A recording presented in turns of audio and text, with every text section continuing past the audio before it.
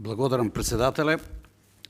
Почитуван заменик министер, почитувани колешки колеги пратеници. Денес на Собраниска комисија за земјоделство, шумарство и водостопанство е предлог на закон за органско земјоделско производство. Добро е да споменеме дека законот оди во редовна собраниска процедура и че оди со европско знаменце, што означува терминот органско земјоделско производство.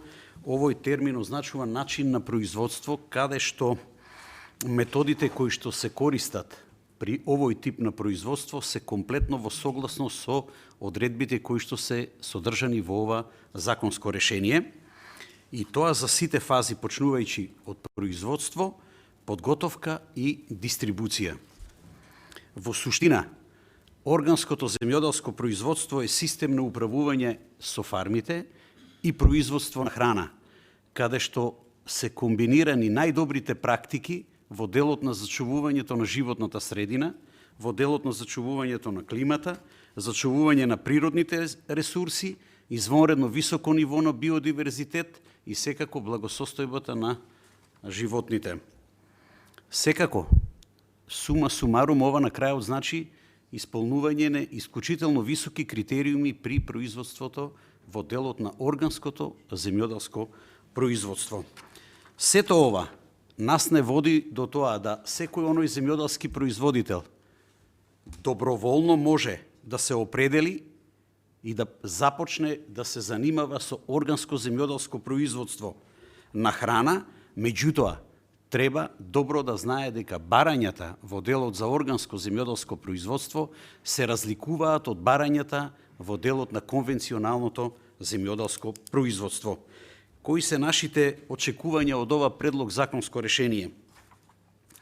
Со овој закон потребно е да се обезбеди од една страна рамка, но од друга страна и основа за одржлив развој на органското земјоделско производство за сите оние земјоделци кои што ќе се одлучат на овој чекор и ќе започнат да се занимаваат со органско производство. Тоа е првиот момент, а вториот момент е секако да се овозможи раст на тие земјоделски производители. Не само почеток, него и одржлив развој за на крајот да овозможиме и раст на тие сите оние земјоделски производители кои што ќе го напуштат конвенционалното земјоделско производство и ќе преминат на органски производи, односно на органско производство. Што е тоа што се постигнува? Основно е дека треба да има позитивна инфлуенца врз животната средина. Секако климата. По два, внатрешниот пазар на органски производи мора да биде функционален. Мораме по три да обезбедиме лојална конкуренција. Да не доведеме, да не се донесе решение такво кое што ќе овозможи нелојална конкуренција. Напротив, со ова предлог законско решение треба да се обезбеди лојална конкуренција. 4. Дистрибутивните канали и локалното производство. И 5. Можеби она што е најважно е довербата на потрошувачите. Се работи за нешто кое што во наредниот период сите ние очекуваме да расте. Тоа е производството и продажбата на органски земјоделски производи. Во исто време, не смееме да заборавиме и дека основниот мотив кај земјоделските производители мора да остане заработката.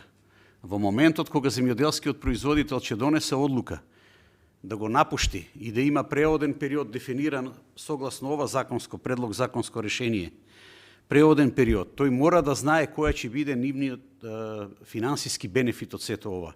Мораме да креираме такви политики кои што ќе доведат до предвидливост во прва фаза и потоа тоа сето да се овозможи преку валоризација на трудот, остварување на профит. Без тоа, без разлика на ентузијазмот, бргу ќе спласне тенденцијата која што сите сакаме да ја креираме, тоа е постепено да расте овој дел од секторот.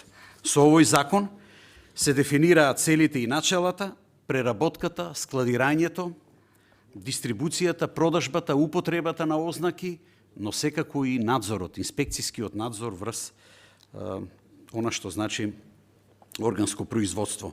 И сосема на крај сакам да спомнам во делот на Европското знаменце, дека овој закон нуди и е одговор на барањата да бидеме комплементарни и усогласени со легислативата на Европската Унија. Ви благодарам.